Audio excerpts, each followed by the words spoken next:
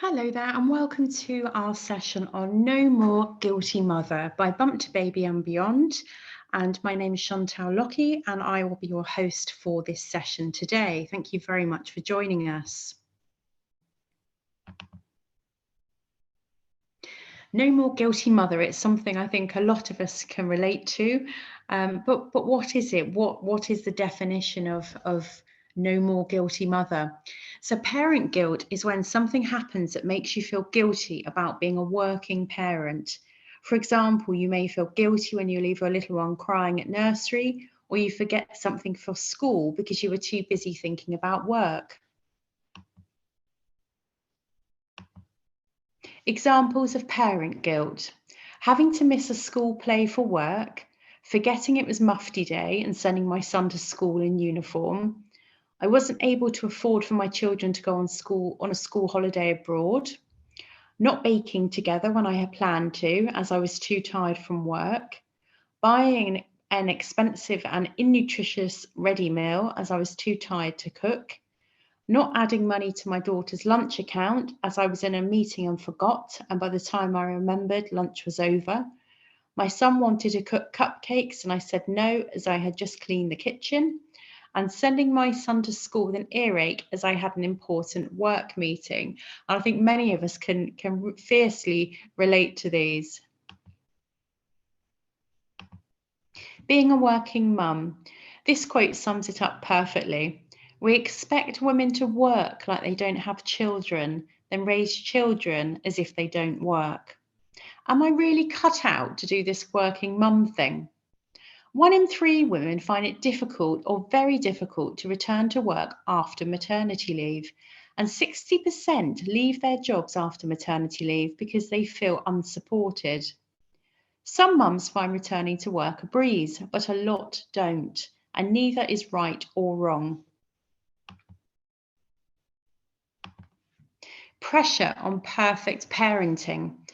There's societal pressures for us as women to do it all, which when faced with the stark reality of it, leave us feeling guilty no matter what we do.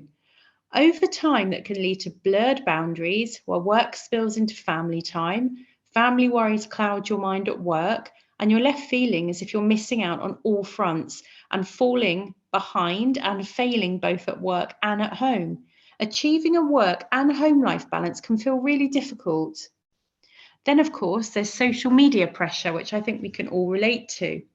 I think it's worse nowadays because we have access to social media 24/7, and a lot of parental guilt stems from what you see online and comparing yourself to other people.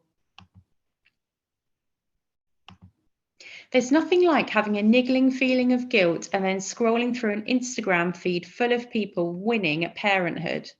It starts in the first few weeks after you've had a baby.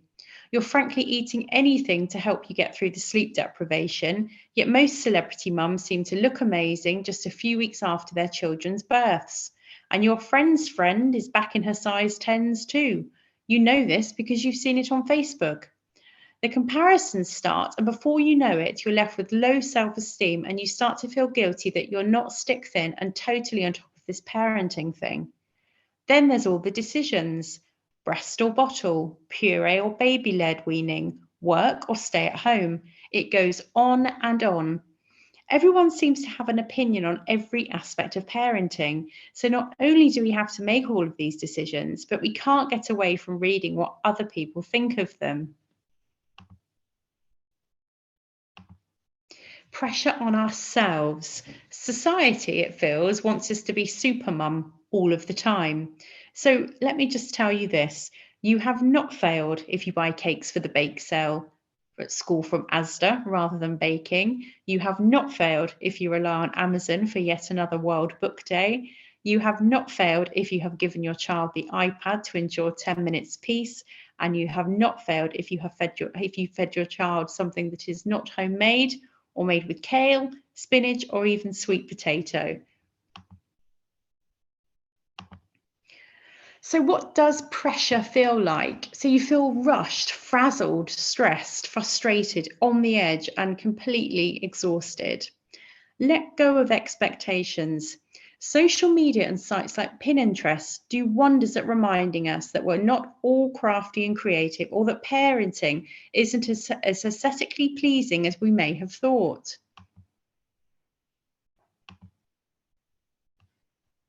In 2019, the UK Office for National Statistics published figures showing that there were 4.9 million mothers with dependent children in work, up from 3.7 million in 1996. 80% of women surveyed want to have children, and 80% of working mums would choose to return to work after maternity leave, but as many as 40% feel unsupported when returning, due in part to 60% of companies not having a return to work policy or scheme. Anxiety was the most common feeling when returning to work post maternity leave, followed by excitement and exhaustion.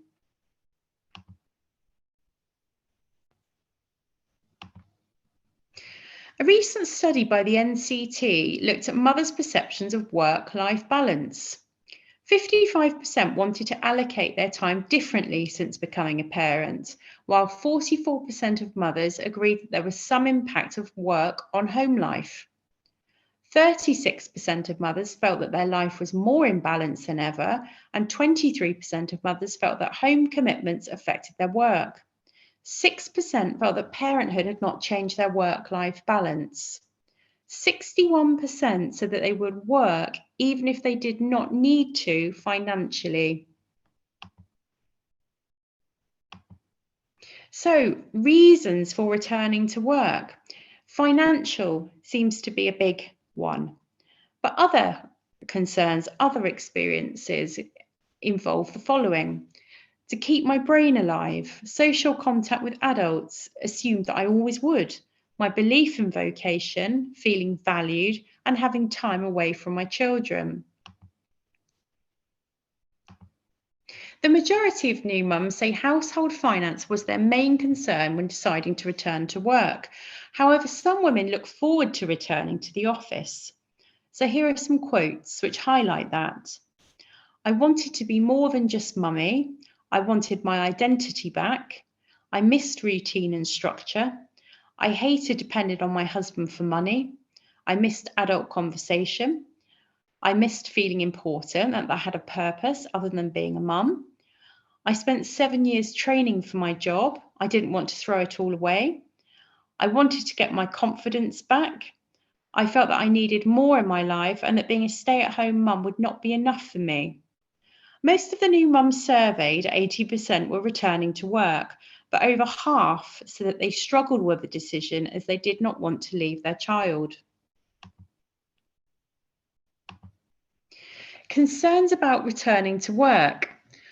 Childcare, time to do everything, missing my child missing me, ability to be a good mother, adversely impacting my child's development, money, ability to remember things, ability to be a good employee, attitude of boss and or colleagues, ability to do parts of the job, ability to concentrate, particularly with many sleepless nights, ability to continue breastfeeding, job availability, loss of social life, and ability to balance different identities. 2/3 of mothers said the quality of childcare was a very important factor in deciding whether to return to work, while 51% said childcare cost was a key influence. Recent findings from the NCT return to work experiences. 39% rated their return to work as difficult. 11% changed employer or became self-employed on or shortly after returning to work. 20% said they had no problems adjusting back into work, and 34% said it was difficult because they missed their child. So, return to work, some challenging experiences. I felt guilty and sad about leaving Rosie, but we need the money. I went back to the office and within 3 hours I had burst into tears. I was totally overwhelmed. I suddenly had no confidence in myself or my ability to do my job. I had been away for a whole year. A new computer system had come in during this time. I did not feel that I had the necessary skills to do my job. Phoebe slept little more than 3 hours a night. I was really worried about how I would manage at work and be productive. I was so tired, I had no energy or enthusiasm. It may sound strange. I felt that because I was now a mother, that others without children would see me less as a career woman and would not take me seriously. For 9 months, I had mostly been in the safety of my home. I had no confidence or self-esteem, and I was terrified about returning to work. My appearance had changed a lot. I looked darker around the eyes, and I had not lost my baby weight. I was worried that people would judge me for that. I work in a luxury beauty spa. I worried about sitting at my desk for 8 hours a day. I had a very traumatic birth, which resulted in a further operation. I still felt very sore down below, and there is no way I can tell my boss as I am far too embarrassed. I have suffered from incontinence since Ben was born. I'm absolutely mortified about it, and I'm going to worry so much about sneezing or laughing and wetting myself at work. I cannot tell my boss. So, how can we assist in ensuring a positive return to work experience and assist with a good work and home life balance? Factors that affect a mother's return to work: support at work and wider circles, relationship with boss, line manager, organisational culture, workplace process support, so for example, induction programme, and workplace social support. Individual factors related to return to work ratings, work preference, the number of reasons to return to work, health at the end of maternity leave, confidence about ability to return effectively and do the job. So the relationship with their boss. 31% of mothers felt that the relationship with their boss had deteriorated since becoming pregnant and returning to work. 22% felt this decline had happened after announcing pregnancy, whilst 15% felt this had started or declined further on return to work. Informal and social support for returning mothers. Mothers were asked which sources of support they found helpful during their reintegration into the workplace. Support from friends, family, and partner was at 42%. A supportive boss, 37%. Having close friends at work at 30%. Other colleagues who had recently gone through the same at 26%. Support from HR was at 5%, and pleasant and secure place to breastfeed was at 3%.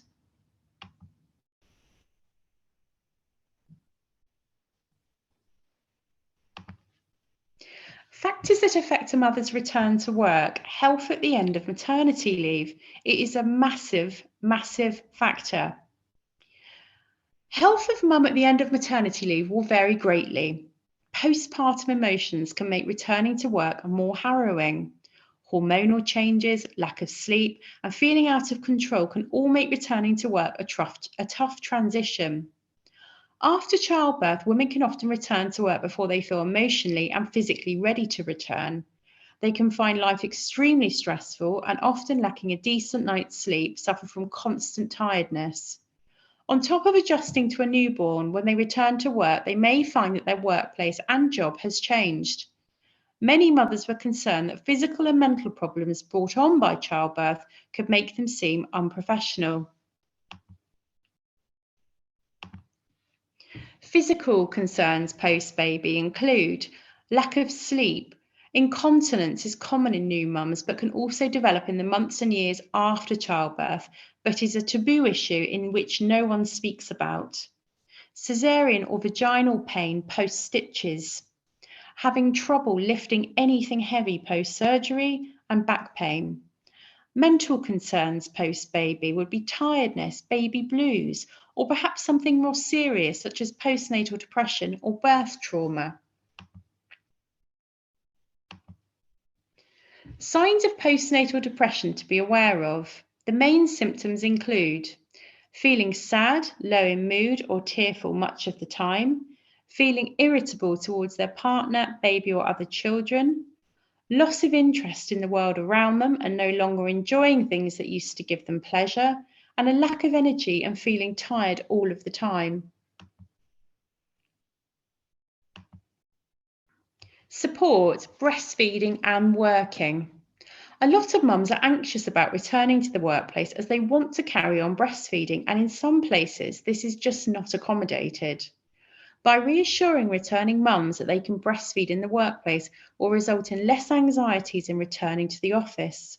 55% of mothers exclusively breastfeed during maternity leave, of which 48% continue to feed after returning to work. 27% of mothers use both formula and breastfed during maternity leave, of which 20% continue to breastfeed after returning to work, and 76% were not breastfeeding immediately before starting work. Facilities for breastfeeding or expressing. In our survey, we found that no one mentioned the possibility in 31% of cases. There were no facilities at 21%. Breastfeeding is supported in facilities provided at a very tiny 16%. I could have pushed for it if I'd wanted, 13%.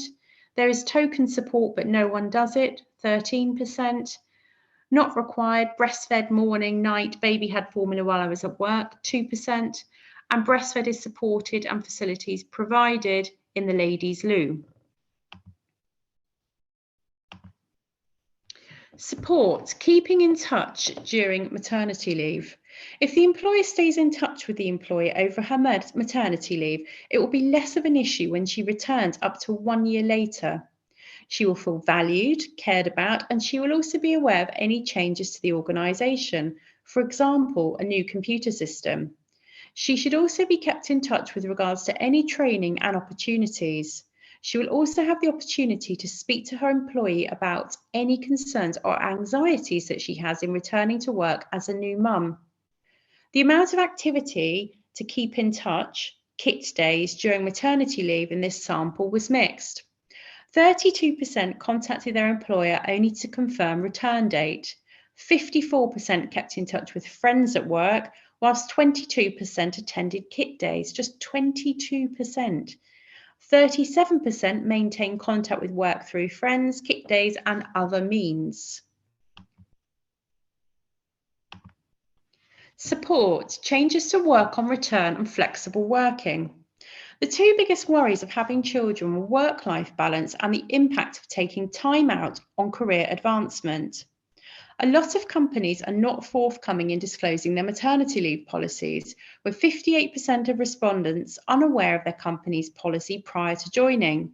76% of companies offer flexible working, but 86% of respondents think there is a lack of role models truly demonstrating a flexible working role. From the results, the two biggest things that would make a difference to working parents were identified as flexible working and empathetic managers who understand an individual's needs.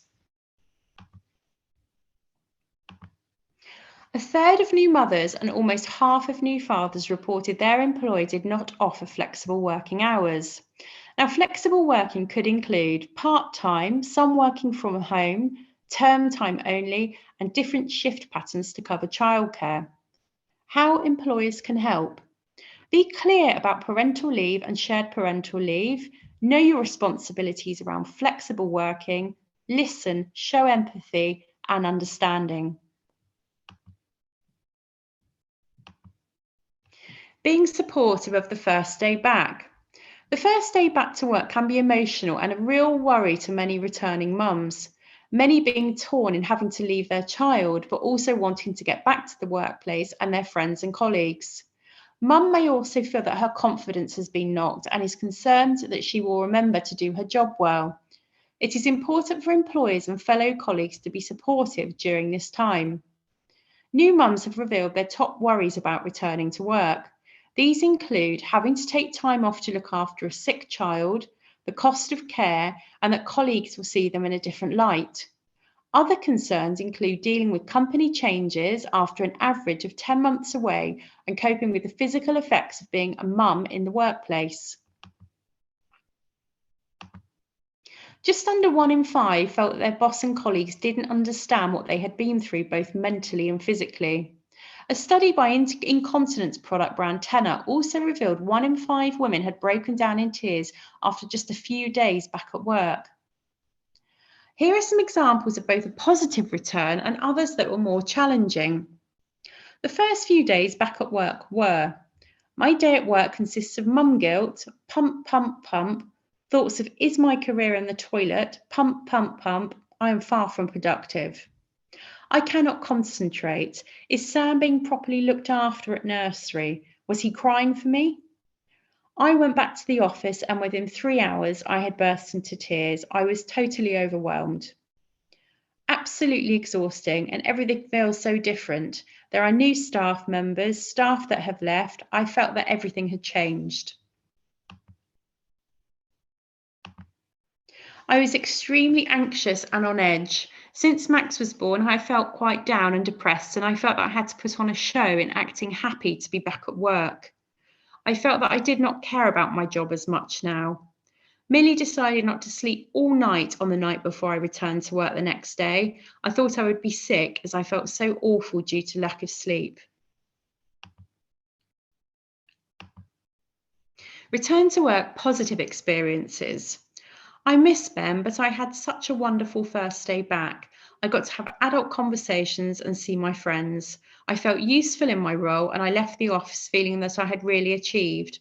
I then had quality time with Ben and I felt at that moment that I could do this. I was really tired on my first day back as Charlie was up teething all night.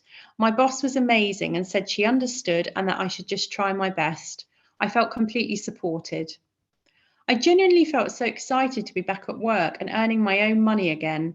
I was already planning our first family holiday with the money I was going to be earning. I went out for a welcome back lunch on my first day and I felt so valued.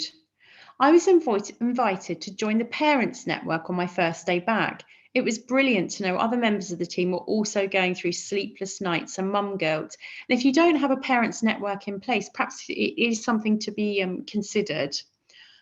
It was the first time in 12 months that I had put on a pair of heels and a smudge of lipstick. It felt good. I felt like me, not mummy, but me.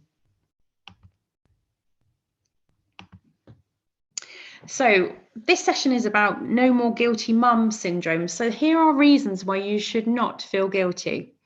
If you're a working mother and recognise the feelings of guilt, try to focus instead on the positive example you're setting your child by going to work. You're a role model for a strong work ethic, independence and dedication to your chosen career. Remember the reasons why you work: to provide for your family, to gain a sense of achievement, or just to retain a little bit of sanity. You are more than a mum. While parenting is ideally an endless task, motherhood is not the only thing that can define a woman's life after her baby is born. A child needs her mother, but that doesn't mean she has to give up her career. Quality, not quantity of time, is important. As per a longitudinal study of parent time published in the Journal of Marriage and Family, the sheer amount of time parents spend with their child between the ages of 3 and 11 does not affect their development. So working mothers need not feel guilty about spending less time with their kids. It's the quality of time spent that really matters. There are amazing childcare settings. Nurseries can actually be good for your child in developing social skills and empathy. That's because your child gets to interact with a lot of other children. Childcare settings also help build up your child's immunity. It teaches kids to be self-sufficient and adaptable. The children are also learning to become self-sufficient, flexible, and adaptable. It will make you more organised. In time, you will all benefit. It may be beneficial to establish predictable and reliable routines, and children tend to do better when they have great routines. It's good for the soul. It is good for a mother's mood and emotional well-being to get a break from home life and chores.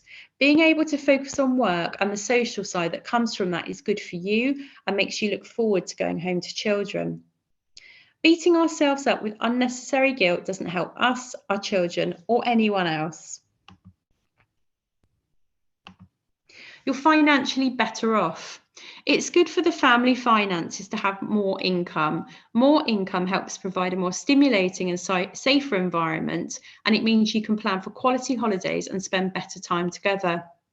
It makes you a good role model. It's good for children to know and see that mum works and does more than be mum. It helps to develop independent children. They'll learn to do things for themselves, and it helps foster self-reliance. It can help force you to spend more quality time with your family. Working can help focus the mind so you can make the most of the time that's available to spend with the children. How to best support yourself when suffering with guilty mum syndrome. Be gentle with yourself. Returning to work after maternity leave can be one of the hardest things a woman ever has to go through. There can be a mixture of emotions from sadness and guilt to stress and relief, and all can leave you feeling overwhelmed, so be gentle to yourself. Share your concerns with someone you trust. Make sure to voice your worries and concerns to your partner, trusted friend, or therapist or coach. Sometimes just saying things out loud into a caring container can really help. Get a good night's sleep. There are some practical things you can do to help ensure a more smooth transition. Tiredness is often one of the main issues, and doing whatever you can to ensure sleep is as optimized as it can be will be key here. However, it is appreciated that when you're a parent that sometimes this can be near on impossible on occasions. Choosing childcare that you feel comfortable with. Ensuring you are leaving your baby with someone you feel extremely comfortable with is clearly important and will go some way to alleviating any guilt about not being around 24/7. Be honest at work. Be honest with your colleagues and boss. The more you pretend that you can do it when you're really feeling that you can't, the more they will give you to do. You know how this works. Give yourself time. Realise that it will take some time to feel fully comfortable in your new role of working mum, and allow yourself this time. Practical tips to help give you a better balance between work and home life. Delegate chores. Ask your children or partner to help you delegate. At mealtime, small children can set the table, older ones can serve drinks, and everyone can help bring plates to the table. Teach kids to clear the table, how to get their own cereal, and how to load the dishwasher. Have children take out the rubbish, teach them how to use the laundry machines, and have them put their own clean clothes away. Grant points or make a sticker chart as rewards to show your kids how much you appreciate their help. Minimise housework at weekends. Tackling the bulk of the housework at the weekend is not exactly the most enticing prospect at the end of a busy week, so rework your housework schedule. Divide the housework up into small chunks that can be spread over the course of the week. Plus, if you share the family home with a partner and older children, make sure that the housework is divided out between everyone. Plan your morning. Mornings for working mums are a daily obstacle. It will go more smoothly if you do some things the night before. Pack lunches or have kids make their own, lay out clothes, ensure homework is done, pack backpacks, and check the calendar for any after-school plans. Teach kids to get themselves ready in the morning by putting up a wall chart that lists brush teeth, make bed, get dressed, eat breakfast, and whatever else they need to do. Schedule quiet time. Have each family member spend a few minutes alone when everyone gets home. This gives you all time to calm down and regroup before getting dinner ready and discussing the day. Plan a work schedule. Don't let work pressures eat into your family time. If you often work late, talk to your boss or co-workers and figure out a way to leave earlier on certain days. Speak with your partner or other support to make sure you're prepared if you must work late. This way, your family will know certain days are family dinner days or one parent nights or with granny, and they will learn to cherish those times together.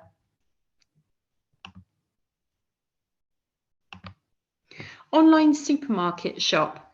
Forget traipsing around a supermarket when you are tired after work. If you don't already, start doing your grocery shopping online. Plan meals ahead. Get a cookbook that contains easy to prepare recipes and plan meals for the week. Double a recipe or freeze half for another meal, or even consider batch cooking for the week ahead. You might consider using a company such as Gusto, which provides recipes and all of the ingredients required on a weekly basis. This saves a lot of time.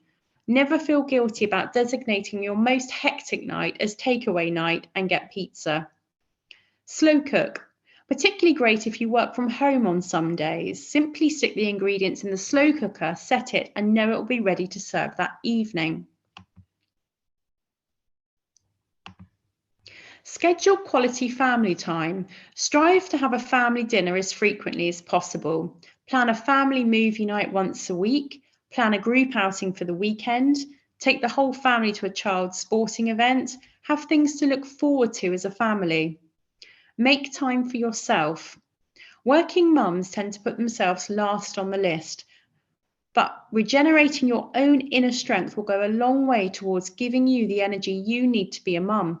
So take care of yourself. Go to the gym, meet a friend for a coffee, join a book club, or work on a hobby if you have time. It could even be a hot bubble bath and a face mask at the end of a tough day when the children are in bed. It may be a cliche, but even just a couple of hours of time to yourself each week to do whatever you want with will lift your spirits. It will also help you avoid parental burnout. Hired help. It is accepted that hiring a cleaner can't be a reality for every working woman, but think about the benefits and really think about how you could make it work. Take a look at your spending overall. Is it possible to cut back on spending in other areas, such as takeaways or curbing your takeout coffee habit? Having someone else to do the chores so you can spend quality time with your family is invaluable. Parenting. Routine, routine, routine. Have a set time for homework for school-aged children. Bedtime is sacred, especially on school nights. Well-rested children are happy children. Set your bedtime. It's not just kids who benefit from good sleep patterns. Try and stick to a regular bedtime, and no tech after 9 o'clock works a treat for quality of sleep and waking up feeling rested. If you know that your baby is going to wake you in the middle of the night, do not feel guilty about heading to bed early. Organisation is the key to everything. Having a killer organisation strategy is the key to winning as a working mum. Remember to communicate and ask for help. Identifying your support. Make a list of everyone you identify in your support network. When to get help. When kept to yourself, mum guilt can feel very isolating and lead to even more mental health problems. So it's important to seek help if you start feeling overwhelmed. Although it's not technically a diagnosis, the heaviness and impact that guilt can have on overall daily functioning is alarming. Finding healthy supports, both peer and professional support groups, can be extremely helpful. Talking to a therapist on a regular basis can help you build insight and navigate how to manage these feelings. Support organisations. We've included lots of support details for which some parents might find of benefit. So we have Action on Postpartum Psychosis, the Association of Postnatal Illness, Best Beginnings, which offers a free NHS accredited Baby Buddy app, which offers evidence-based information and self-care tools to help parents during pregnancy and early stages of parenting.